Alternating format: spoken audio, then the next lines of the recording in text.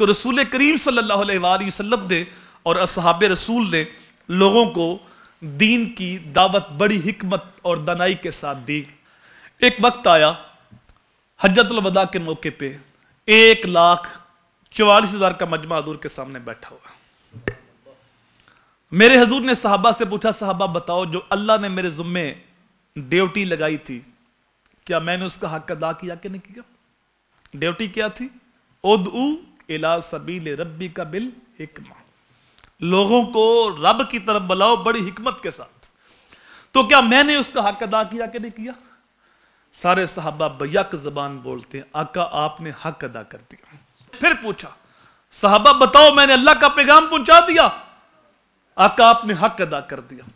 پھر میرے حضور نے آسمان کی طرف دیکھا اور اللہ کی بارگاہ میں عرض کی اللہم اشہد اللہم اشہد اللہم اشہد، اے اللہ گواہ ہو جا، دیکھ تیرے بندے کیا کہہ رہے ہیں، دیکھ تیرے بندے کیا کہہ رہے ہیں۔ پھر حضور صحابہ سے مخاطب ہو کے فرماتے ہیں فَلْيُبَلِّغِ الشَّاهِدُ الْغَائِبَ، تم جو بھی یہاں موجود ہو میرے پیغام کو لے کر نکلو اور پوری دنیا پہ چھا جاؤ۔ پھر اس پیغام کو لے کر صحابہ نکلے۔ میری تو آرزو ہے مجھے مدینے میں موت آئے، آپ کی تو آرزو ہے کہ مجھے مدینے میں موت آئے۔ عشاق جاتے ہیں حج عمرہ کے لیے، دعائیں کرتے ہیں، اہل اللہ سے دعائیں کراتے ہیں کہ دعا کرو وہیں موت آ جائے، وہیں ٹھہر جائیں، واپس نہ آئیں۔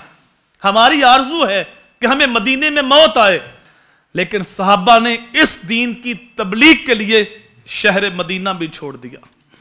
کوئی صحابی بغداد میں دفن ہے، کوئی عراق میں دفن ہے، کوئی قسطنطنیہ کے اندر دفن ہے۔ کیوں شہر مدینہ چھوڑا؟ نبی کے دین کا پیغام لے کر نکلے اور پوری دنیا پہ چھا گئے۔ صحابہ نے، تابعین نے، تبع تابعین نے حق ادا کر دیا۔ ہم اس شخص کی کہانی نہیں بھول سکتے جو گھوڑے کی ننگی پشت کے اوپر سوار ہے اور اللہ کے دین کی دعوت دیتا آگے بڑھ رہا ہے۔ ایک وقت آیا کہ زمین ختم ہو گئی، دلدل آ گئی، اس نے گھوڑے کی لگامیں کھینچی، آسمان کی طرف دیکھا، کہا مالک کیا کروں، میرے جذبے تو ابھی جوان ہے، تیری زمین ہی ختم ہو گئی۔ اقبال کہتا ہے دیں اذانیں کبھی یورپ کے کلیسیاؤں میں، کبھی افریقہ کے تاپتے ہوئے صحراؤں میں، دشت و دشت دریا بھی نہ چھوڑے ہم نے، بحر ظلمات میں دڑا دیے گھوڑے ہم نے۔ ہم کس نبی کے ماننے والے، جس نے اس دین کی خاطر پتھر کھائے؟ کس نبی کے ماننے والے ہیں جنہوں نے اپنی ساری زندگی دین کے ابلاغ کے لیے وقف کر دی؟ ہم تو صبح بستر نہیں چھوڑ سکتے، ہم تو مسجد تک نہیں پہنچ سکتے، ہم خود نماز نہیں پڑھتے، اوروں کو دعوت کیسے دیں گے؟ ہم صحابہ کی محبت کا دم بھرتے ہیں، آل رسول کی محبت کا دعویٰ کرتے ہیں، لیکن چل کے مسجد تک آنا، 5 وقت کی نماز پڑھنا ہمارے لیے بوجھ بن گئی۔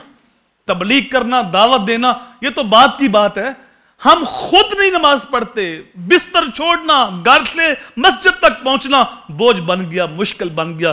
کسی کو ڈیوٹی آڑے آتی ہے، کسی کو بچے آڑے آتے ہیں، کسی کو سردی آڑے آتی ہے، کسی کو کوئی مجبوری ہے، کسی کے پاس کوئی بہانہ ہے۔